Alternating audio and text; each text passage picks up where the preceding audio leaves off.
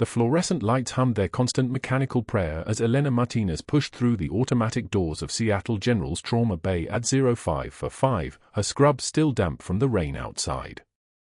The hospital sprawled across Atlanta like a concrete monument to suffering, and she had learned long ago that monuments didn't care who built them. Her badge clattered softly against her ribs as she walked, a sound so quiet most people never heard it, the way most people never heard anything important. She moved with the kind of precision that came from muscle memory, from hands that had learned their trade in places where hesitation meant someone's daughter didn't come home. Her left leg bore a slight limp, barely perceptible unless you knew what to look for, unless you understood that some scars live inside the body and announce themselves through the smallest changes in gait. The trauma bay smelled like antiseptic and old coffee, that particular combination that every hospital in America seemed to manufacture in identical batches. Elena didn't wrinkle her nose. She had long ago trained her senses to separate themselves from their emotional reactions, a necessary skill when you had held a man's intestines together with your bare hands while artillery shells detonated close enough to rearrange the ceiling. She moved to the monitor station first, checking the night shift's documentation with a kind of thoroughness that made other nurses seem careless by comparison. Her foot placements never missed. Her assessments always caught what others overlooked.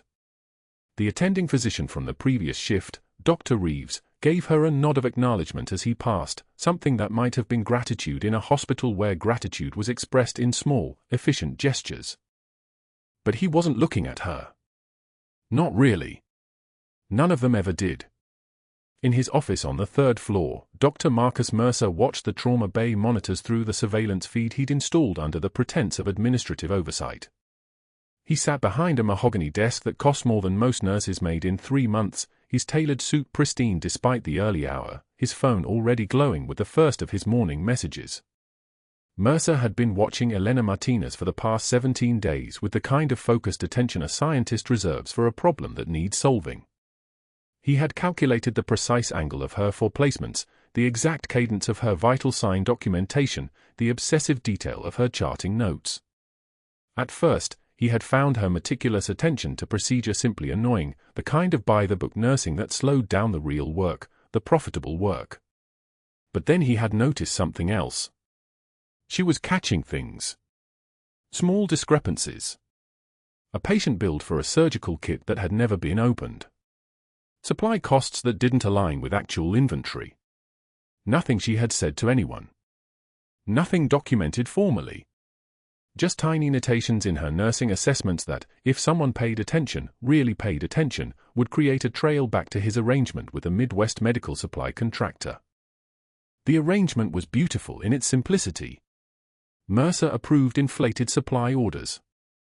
The contractor paid him a percentage. Seattle General's costs rose, insurance premiums followed, and nobody noticed because hospitals were labyrinthine enough that a 12% surplus in surgical supplies could disappear into the complexity like water into sand. $12 million over 4 years.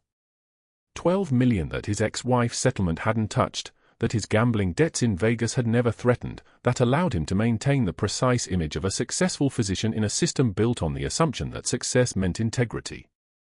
Until Elena Martinez started catching things. Mercer leaned back in his chair, the leather creaking with expensive complaint, and watched her move through the trauma bay on the monitor. She was checking vitals on a patient in bed 3. Her hands moved with absolute steadiness. She didn't fumble. She didn't hesitate.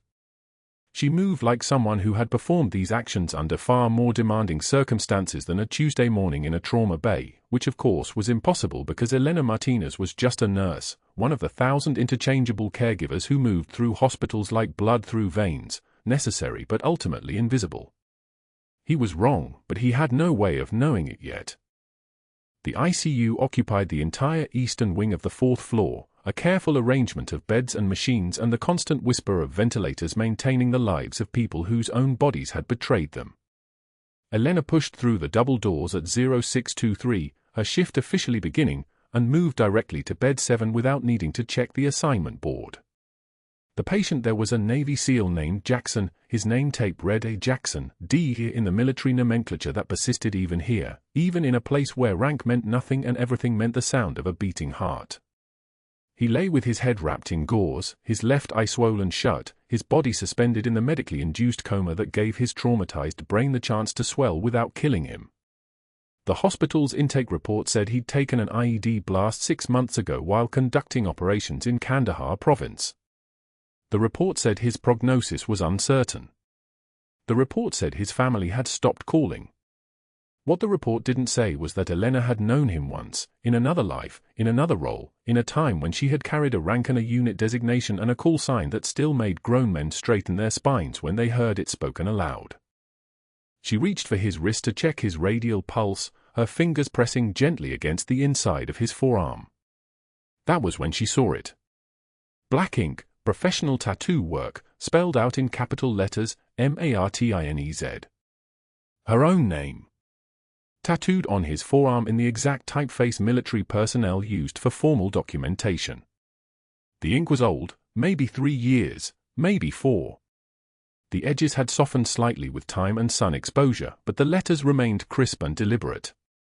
Someone didn't tattoo a stranger's name on their body on a whim. Someone didn't carry a name like that unless it meant something. Unless it meant everything.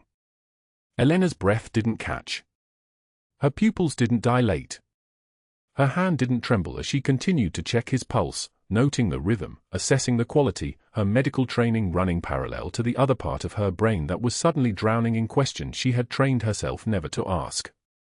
The monitors above his bed beat their steady rhythm, 80 beats per minute, perfectly normal, perfectly regular, perfectly meaningless.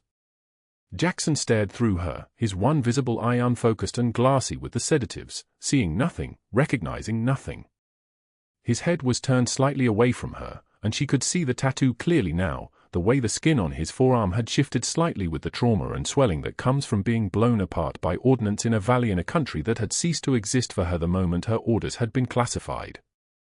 She pressed her other hand into her scrub pocket, feeling for the familiar shape of the folded flag. The triangle of fabric was still there, tucked against her thigh, a piece of cloth that weighed less than an ounce but carried the gravity of mountains.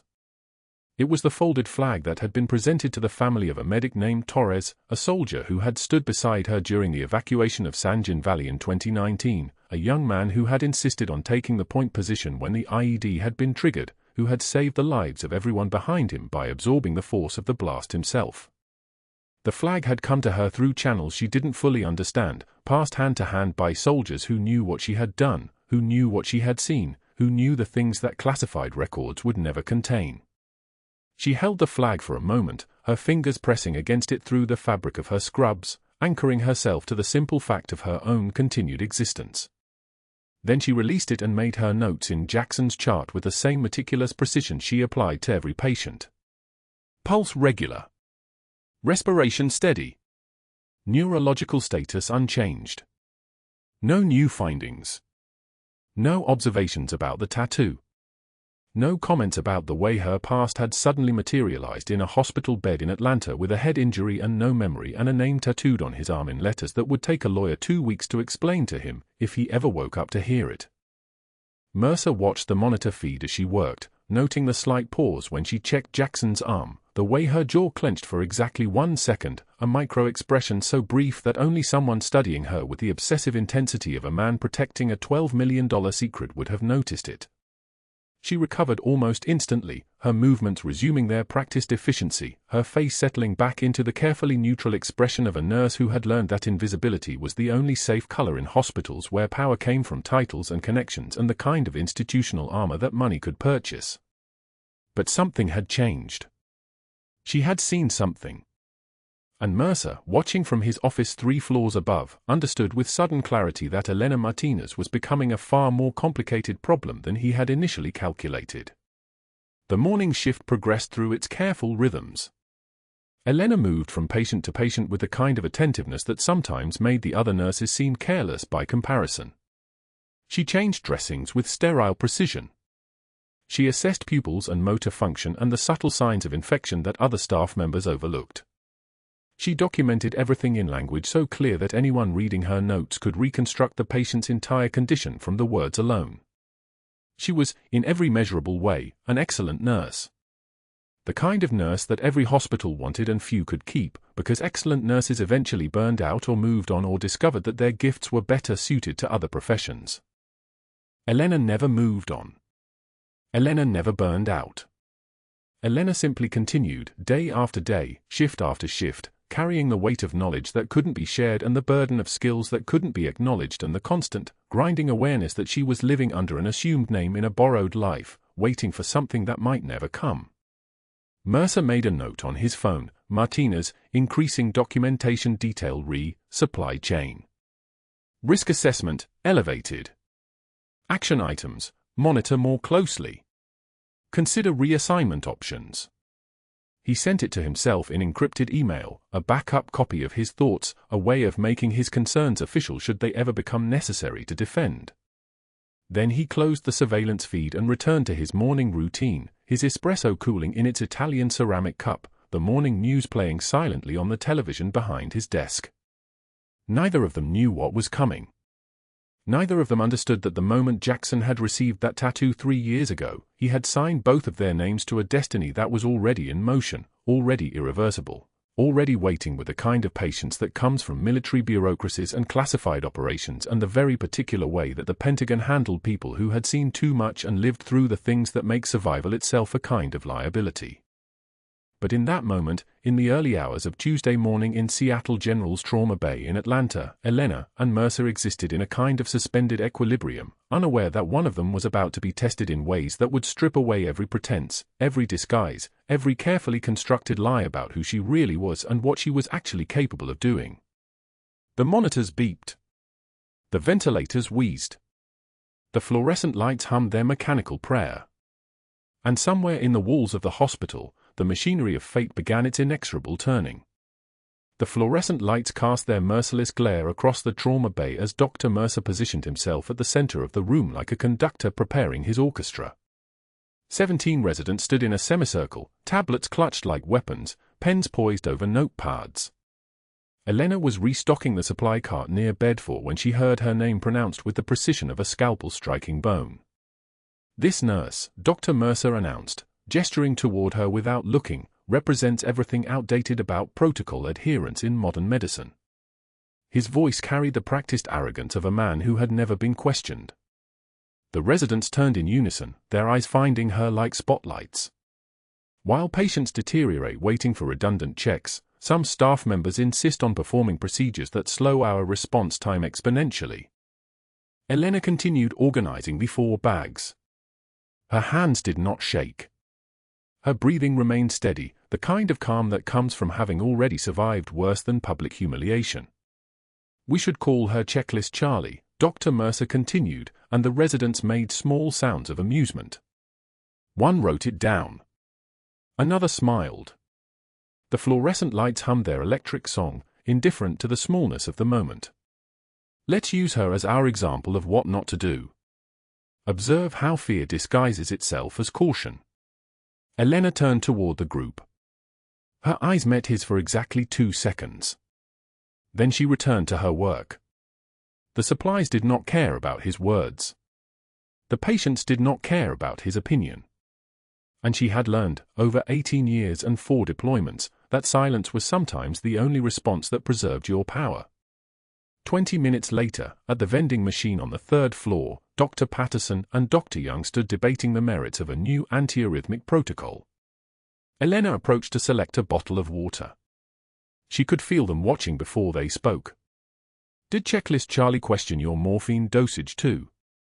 Dr. Patterson's tone was light, casual, the cruelty of people who had never been taught that mockery was a weapon. "She probably wants to see my medical degree again," Dr. Young added, laughing at his own joke. "Make sure it's authentic." Elena turned to face them. Her voice was steady as a surgical laser. "The dosage you prescribed was 40 milligrams. His weight is 78 kilograms. Protocol maximum is 0.5 milligrams per kilogram." She paused. "You were over by 12 milligrams. The vending machine whirred. A can dropped into the dispenser with a metallic clang. Dr. Patterson's smile faded. "That's not your concern." "Every dose is my concern," Elena replied. She retrieved her water and walked past them. She did not hear their response because she had already moved on, already filed the interaction away like every other moment of condescension she had absorbed. The trembling wasn't fear. It was restraint. It was the difference between a person and a weapon. By 1400 hours, Elena had noticed something else. While completing Jackson's post-op documentation, she reviewed the surgical supply invoices logged to his care. Her eyes caught on discrepancies, a pattern so deliberate it could not be accidental. Orthopedic hardware charges for supplies that never appeared on the inventory log. Phantom equipment appearing on billing statements with timestamps that did not match any procedure documentation. The amounts were small enough to escape routine audits but consistent enough to suggest system manipulation. She took a screenshot. She documented the date and time. She added her notes to the chart with the precision of someone who had been trained to document evidence, not just patient care. Everything was time-stamped. Everything was archived. She was building a paper trail the way she had once built defensive positions, methodically, with the assumption that someday it would matter. Dr. Mercer appeared at the nursing station at 1530 hours. His presence changed the air pressure. He did not speak, he simply waited until Elena looked up from her charting, then beckoned her toward the hallway outside Jackson's room. His expression was perfectly neutral, which meant he was angry. "I'm going to say this once," Dr. Mercer said, his voice low enough that only she could hear. "If you overstep your station again, Martinez, I will have security escort you out of this building in handcuffs. Do you understand your place here?" Elena met his eyes without blinking. There was no fear in her expression, only the flat, empty gaze of someone who had stared down worse than a surgeon's threat. "I've seen what happens when people don't ask questions, Doctor." His jaw tightened. A muscle worked there, the small physical tell of a man whose control was fracturing. He turned and walked away without responding, and Elena returned to bed 7. She checked Jackson's chest tube placement with the attention to detail that had become her signature. She reviewed his oxygen saturation trending over the past 6 hours, 94%, then 92%, then dipping to 90% during sleep. She looked at the modified on-call schedule she had noticed posted at the nursing station that morning. Dr. Rashid, transferred to pediatrics. Dr. Chen, assigned to the satellite clinic. Dr. Morrison, suddenly on vacation. Only Dr. Mercer's allies remained assigned to the trauma floor through the night. And then she looked at Jackson's face. At the dark letters tattooed across his forearm. At the word Martinez written in black ink that had been placed there deliberately, carefully, by hands that had held hers in combat. His eyes stared at the ceiling without seeing her. His breathing was steady but shallow. His chest rose and fell with the mechanical rhythm of a body healing from trauma. Elena felt something break open inside her, not visibly, not with any outward sign. Her hand moved to the pocket of her scrubs. The folded flag was there, the triangle of fabric from Kandahar that she had carried every single day for the past 7 years. The flag belonged to someone else. The flag represented a promise she had made and never broken. One tear ran down her cheek. She wiped it away without breaking her posture, without allowing anyone within 50 feet of her to witness the moment. She continued her charting. She documented Jackson's vitals with meticulous precision. She noted the subtle decline in oxygen saturation. She wrote everything down because documentation was evidence, and evidence was the only weapon available to someone without authority. That night, at 2100 hours, Elena requested Dr. Mercer evaluate Jackson's respiratory status. His response came via text message: "Your paranoia is noted. Patient is stable. Do not contact me again tonight." But that wasn't the worst part. What Elena didn't know was that Dr. Mercer had already made his decision. He had already arranged everything. And at 0200 hours, when Jackson's oxygen saturation would begin its catastrophic plunge, when the tracheal deviation would become unmistakable, when 15 doctors would be deliberately positioned to refuse, to hesitate, to walk away, Elena would finally discover exactly what kind of threat she had become. She returned to bed 7. She watched the monitors. She waited. And the flag in her pocket felt like it weighed 1,000 pounds. The staff roster didn't match the shift schedule. Elena noticed it first while reviewing the ICU assignment board at 2,300 hours, names listed under available personnel that weren't actually working. Dr. Williams, who specialized in thoracic emergencies. Dr. Patterson, the pulmonologist with 23 years of trauma experience. Dr. Yashiro, who had trained half the residents in emergency procedures. All three were scheduled for the night shift, but their names had been reassigned to other floors: ortho, cardiac step-down, administrative review. She pulled the master schedule from the system. Every competent physician who had worked alongside her in the past month had been moved. Not coincidentally. Not randomly. Methodically. The pattern made her stomach tighten. Then she found the on-call roster. It had been altered twice in the past 72 hours. The first change moved experienced attendings to backup status, available only if all primary physicians failed. The second change, filed at 18:47 hours today, right after she'd questioned Dr. Mercer about the medication dosage discrepancy, shifted the entire primary response team to his personal allies. Dr. Young, who'd been flagged 3 times for diagnostic oversights. Dr. Conrad, whose credentials were still probationary. Dr. Halloway, whose malpractice insurance had lapsed twice.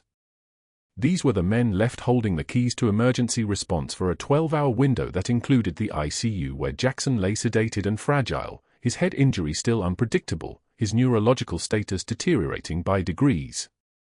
Elena printed both documents and stood in the call room with the papers trembling in her hands, not from fear, but from the clarity of what this meant. Dr. Mercer hadn't just publicly humiliated her. He hadn't just threatened her employment. He was constructing a scenario. A cascade of incompetence that would leave Jackson vulnerable when the inevitable crisis came. And it would come. Head injuries always did. The swelling in Jackson's brain was being managed by medication and controlled sedation, but the human body was a ticking clock, and everyone in neurology knew it. She thought about Kandahar. About the field hospital in Jalabad where she'd commanded the trauma unit, 47 beds, 2 surgeons, 3 nurses, and a mission to stabilize anyone who came through the door before dust-off. They'd learned early that a single incompetent person in the chain could collapse the entire system. One bad decision upstream meant death downstream. You couldn't build a medical crisis around hope. You couldn't gamble with a patient's life and expect the universe to balance the odds. Dr. Mercer wasn't leaving anything to chance. He was engineering the failure. The on-call room door opened. Dr. Mercer stood in the threshold, his white coat pristine, his expression calm. He always looked calm. That was part of what made him dangerous. Studying the schedule, Captain. His voice carried a particular emphasis on the title, not respectful, but mocking. He'd heard someone call her that once during a moment of deference from a younger resident. He'd remembered it. Elena folded the papers. Making sure I understand the coverage. Dr. Young will be primary for the ICU tonight. He's competent. 3 flag notes in his file contradicted that statement, but Elena said nothing. I've also adjusted the pharmacy access permissions for night shift. Certain medications will require attending-level authorization before dispensing. Hospital protocol, nothing personal. He smiled. The smile of someone who believed he'd already won. It's important we maintain appropriate boundaries between nursing and medicine, wouldn't you agree? Elena met his eyes. Appropriate boundaries keep patients alive. Exactly. He turned to leave, then paused. Jackson's family called. They wanted to know about his prognosis. I told them he's stable but critical. No change expected for several days. I assured them we have excellent coverage around the clock. He glanced back. You'll want to know that in case they contact the nursing line. She understood the subtext perfectly. He'd prepared his narrative. Stable. No change expected. The family had been assured. which meant when Jackson inevitably crashed, as patients with his injury pattern often did, and the available physicians were unprepared or unwilling to act aggressively, Dr. Mercer could point to his own earlier reassurances.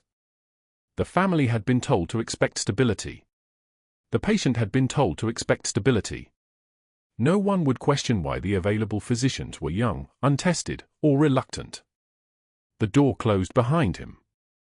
Elena stood alone in the call room, the printed schedules in her hands. She could report this. Go to the chief of medicine, present the documentation, outline the pattern. But the chief of medicine had signed off on Dr. Mercer's budget requests for the past 4 years. Dr. Mercer had supported the chief's push for a new cardiac wing. The hospital administration moved in synchronized currents of politics and money, and she was just a nurse. A documented problem raiser. A woman who questioned medication dosages and flagged billing discrepancies. She returned to the ICU at 2,345 hours.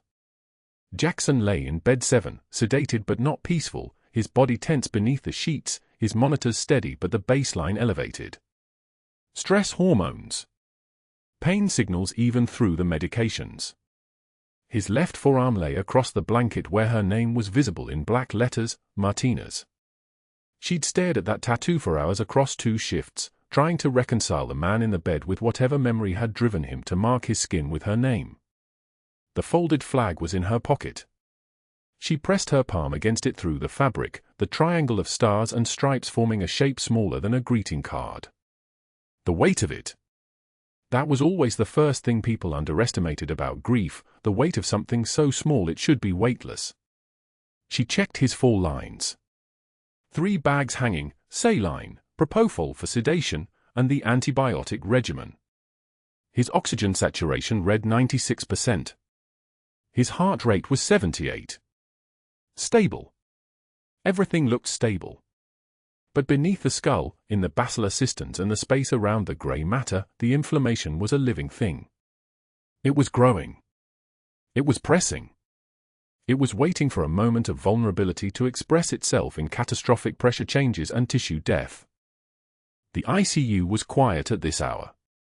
Only 3 other beds occupied, a post-op cardiac patient, a sepsis case waiting for infectious disease consult, and an elderly woman with pneumonia. The night nurse for the unit would be Darla, competent and kind but not a trauma specialist. If something went wrong, Darla would call the on-call attending. And the on-call attending would be Dr. Young or his equivalent.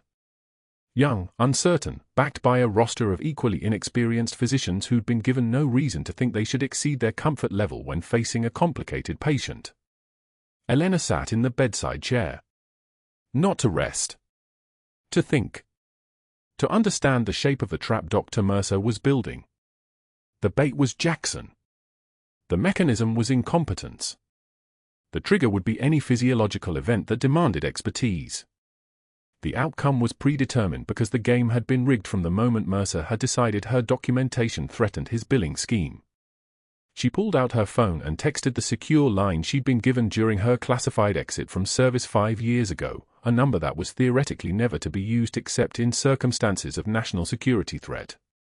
She typed 4 words, expecting a crisis tomorrow. The response came back within 17 seconds. Copy. Stand by. Then Elena settled into the chair beside Jackson's bed, her hand resting on the folded flag in her pocket, and waited for 200 hours. Waited for the moment when the machines would scream and the physicians would appear. Waited to find out if she still had the authority to act, or if she really was just a nurse now, with nothing but her name on a dead man's arm and no one left who remembered her rank. The heart monitor beeped its steady rhythm. 78 beats per minute. Normal. Deceptively normal. In the darkness beyond the window, Atlanta's night city hummed with the sound of people who had no idea that in 17 hours, everything would change. The monitor alarm screamed at 200 hours like something wounded. Elena's eyes snapped open from the supply room chair where she'd been documenting, always documenting, every discrepancy Mercer thought she wouldn't find, and her feet moved before her brain caught up. Oxygen saturation 78%. Trachea deviated sharply left, visible even from the doorway of Jackson's room. The anatomy of a tension pneumothorax written in real time across his chest. She reached for the call button, her finger pressing with controlled precision, not the frantic jab of panic. This was her language. This was the only conversation she'd ever been truly fluent in. Attending to ICU 7. Jackson, bed 7. Tension pneumothorax, immediate needle decompression required. Her voice carried the flat calm of someone who had called in coordinates under mortar fire, who had triaged wounds by the speed of blood loss, who understood that panic was a luxury for people who had the luxury of time. Jackson's lips were turning the color of old bruises. His chest heaved in that desperate, drowning way that meant the pressure inside was crushing his lungs, collapsing the right side, pushing his heart toward the left. The page went out. Silence answered. Elena moved to his bedside, checking the monitor again, 74% now, falling like a stone dropped in dark water. She pressed the call button again. Held it. Code, ICU 7. I need the attending. Now. Dr. Pembroke was the first to arrive, and the first to refuse. He looked at the monitor, looked at Jackson's face, and shook his head. Looks unsalvageable. His head injury was too severe. Let him go. He turned and walked back out through the double doors as if he hadn't just spoken a death sentence. Elena's jaw tightened. The trembling wasn't fear, it was restraint, and she kept her hand steady on Jackson's bed rail. Dr. Hayes came next, younger, still wearing the arrogance of someone who believed the textbooks more than the body in front of him. He glanced at the rhythm strip. It's just hypoxia. Get him more oxygen, call respiratory. But he didn't stay to wait for respiratory. He didn't stand at the bedside to watch the SAT drop another 3 points. He walked away while Elena's hands moved on their own, adjusting the ventilator settings, watching them fail to change anything because the problem wasn't oxygen delivery, it was a wall of pressurized air crushing everything from the inside. Dr. Nolan appeared in the doorway, looked, and said, "Not my patient," before disappearing back into the hallway like a ghost rejecting the living world. Dr. Chen came and left within seconds, offering nothing but a shake of his head. Dr. Rodriguez stood at the threshold, made eye contact with Elena, actually made it, and Elena saw the moment he calculated that helping her would cost him something, that Mercer had made the price clear, and then he turned and walked away. That one hurt in a place Elena had learned to seal off years ago. 7 doctors. Then 8. Then 10. She'd stopped counting after the first 5, but something in her kept a tally anyway, the way a sniper counts rounds in the magazine, the way a medic counts the dead. Some refused outright, their voices carrying the contempt of surgeons who'd never been asked to work with less than perfect conditions. Some declared Jackson already lost, their words carrying the finality of people who'd never had to make a choice between impossible and catastrophic. Some simply walked past the room without stopping, as if not acknowledging the crisis meant they could avoid responsibility for ignoring it. 12 doctors. 13. 14. Jackson's oxygen saturation hit 68%. His lips had turned the color of cyanosis, blue-black, the shade of hypoxia, the shade of dying. His eyes were still open, but consciousness was draining out of them like light from a room at dusk. Elena's hand moved to her scrub pocket, felt the folded triangle of fabric there, the flag from Kandahar, carefully ironed and folded with the precision of someone who understood ritual as a form of prayer. Her fallen teammate, Martinez 4, had died under that flag, his blood on its edges, his name whispered across that whole last patrol. She carried it the way some people carry crosses, not as decoration but as weight. As choice.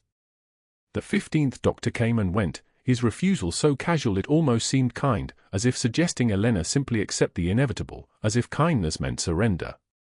And then there was silence.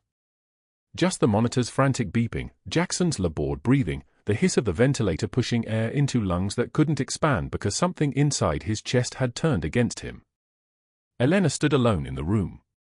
She looked at Jackson's face, saw her own name written there in permanent ink, understood in that moment that some moments don't offer you a choice, they offer you a reflection, a mirror of who you are, and ask if you're willing to be that person when it matters most. Her hand released the folded flag and moved instead to the crash cart. Her fingers found the 14-gauge needle with the muscle memory of someone who had done this in conditions far worse than a clean, sterile ICU.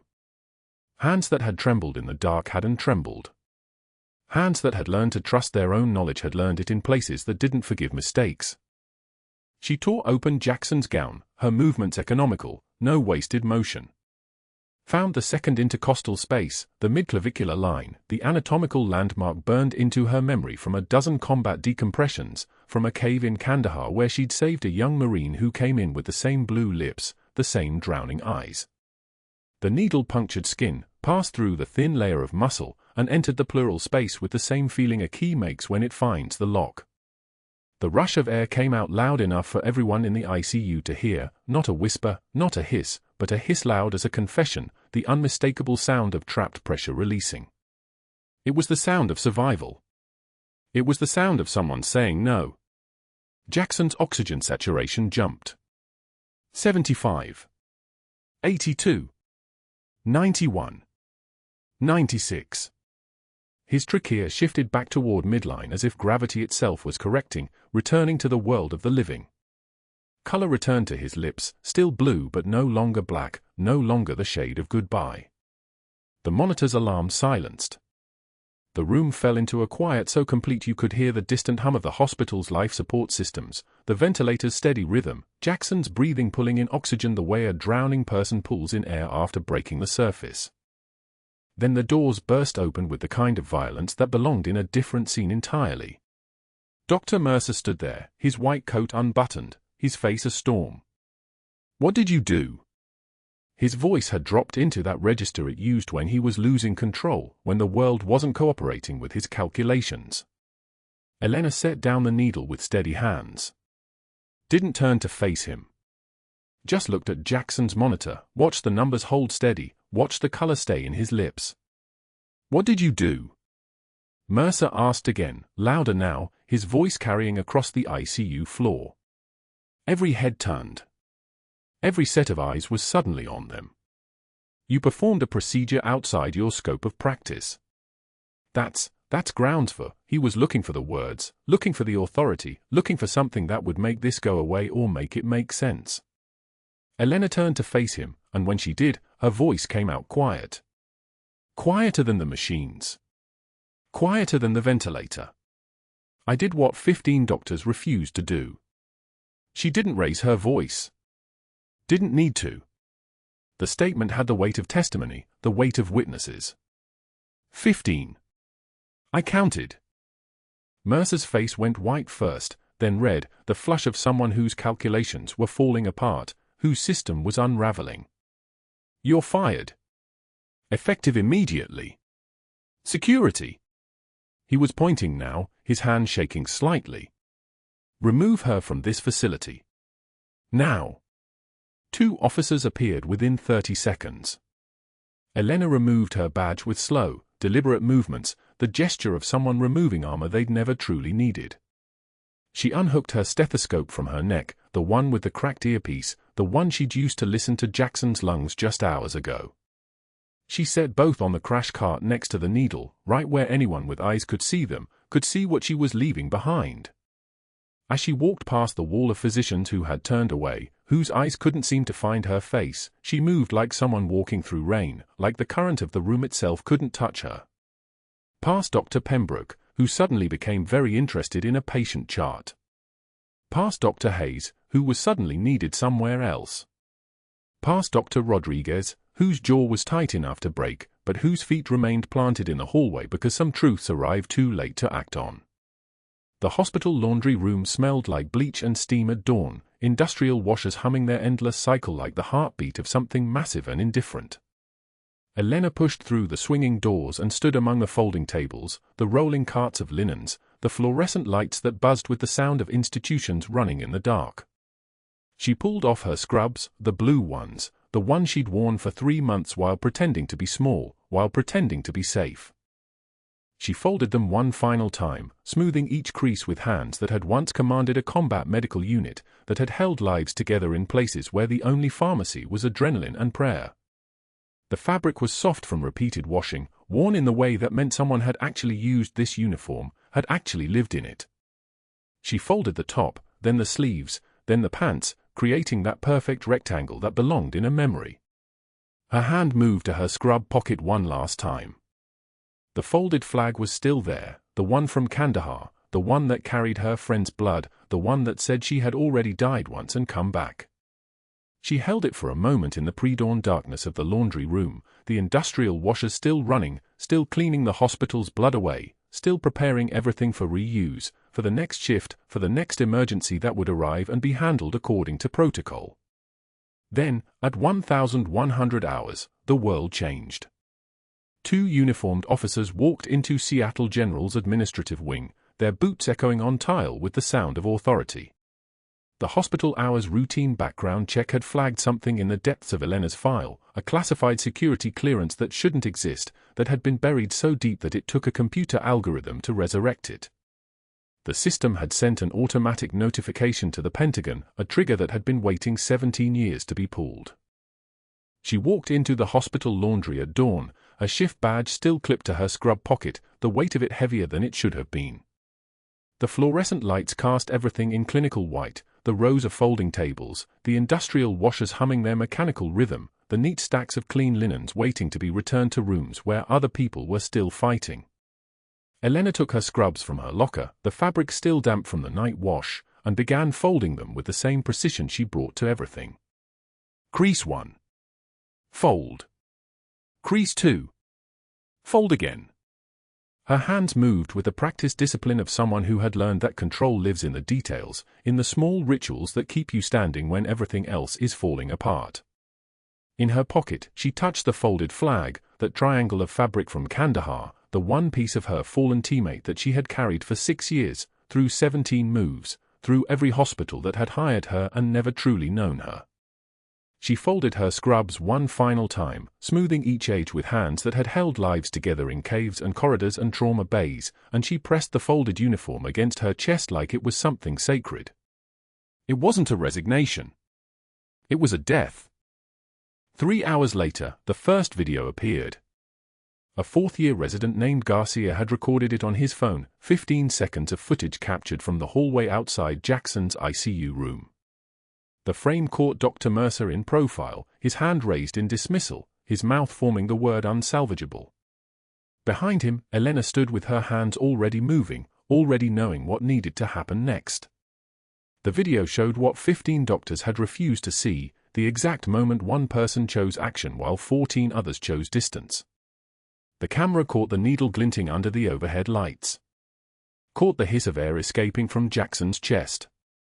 Caught Elena's face, no fear, no hesitation, just absolute focus, while Dr. Mercer's expression shifted from indifference to something closer to rage. By noon, the video had 40,000 views.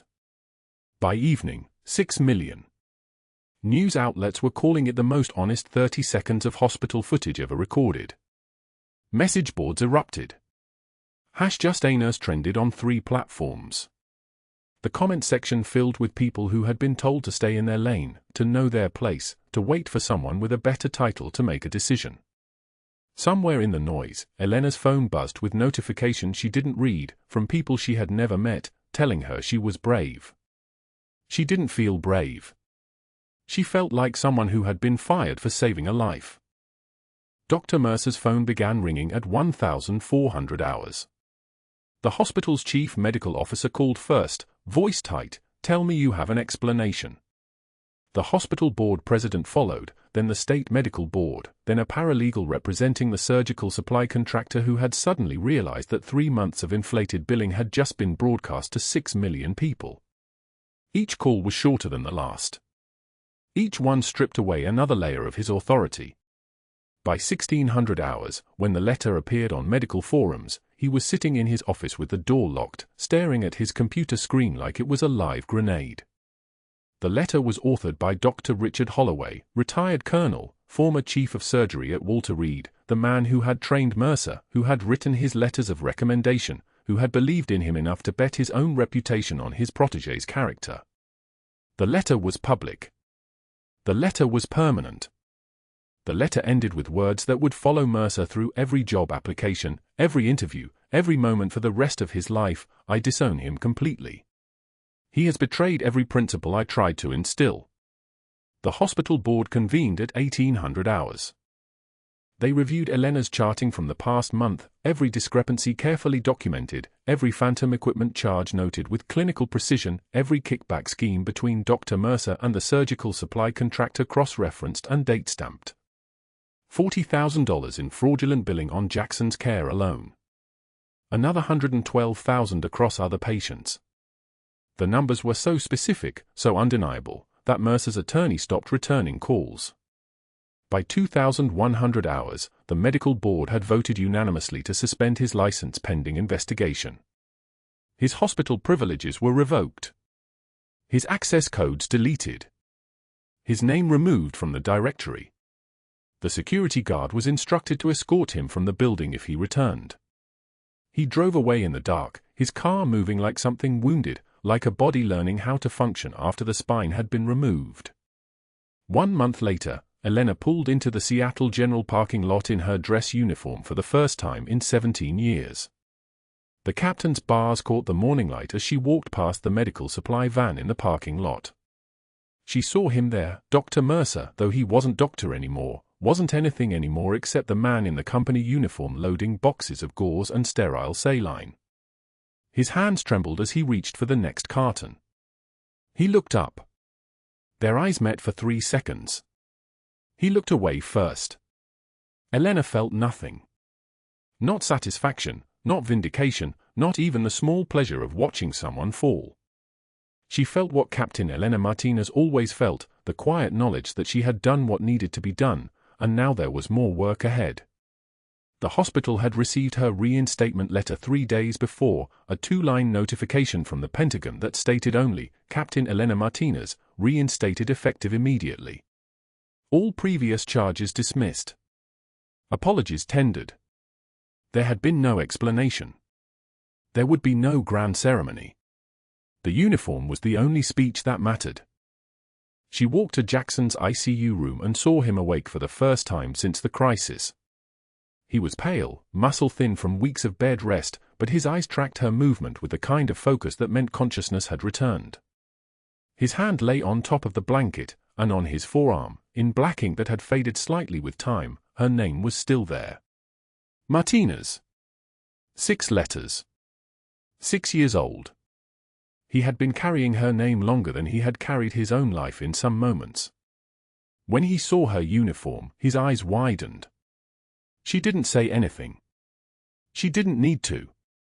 She pulled the chair beside his bed and sat down, and on the wall behind them, mounted in shadow boxes that had been installed that morning, hung her Navy Cross and Silver Star citations.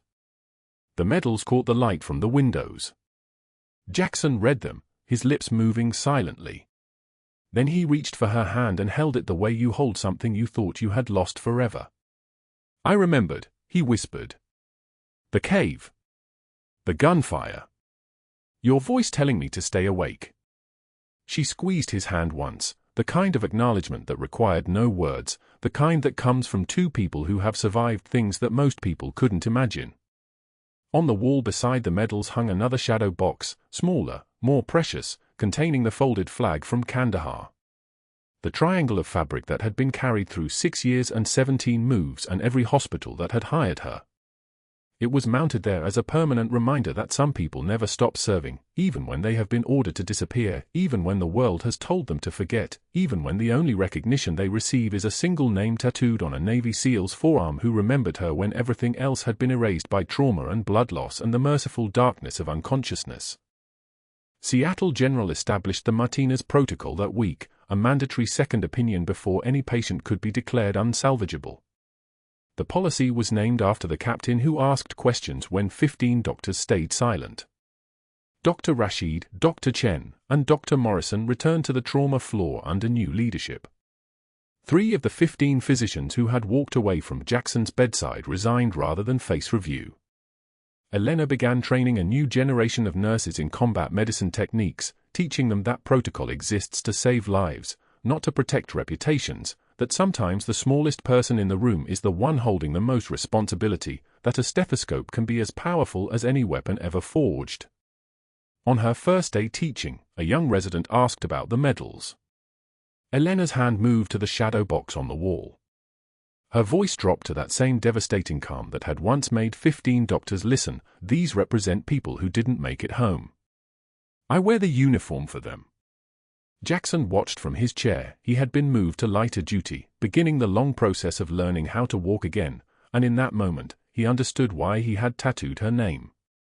He understood why his mind, even broken by trauma, even fractured by the kind of injury that erases most memories, had held onto those 6 letters like they were coordinates to a place he needed to find.